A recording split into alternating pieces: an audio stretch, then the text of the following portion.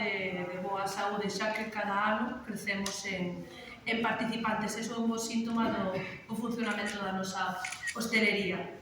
Estamos a falar dunha cita gastronómica que, xunto con hotelo, son as máis importantes da nosa vida. O prezo será este ano, como o ano pasado, de 3 euros con petisco, que é un prezo razonable que eu creo que permite que todos podamos disfrutar das distintas zonas da ruta. O mapa de participantes divídese, como ano pasado, tamén en 6 zonas, facendo alusión ás diferentes variedades de uva de Valdeorras: Godello, Mencía, Garnacha, Sousón, Treixadura e Merenzao. En cada establecemento está disponible todo o material necesario para a ruta, os trípticos informativos, as cartillas de votacións e as urnas.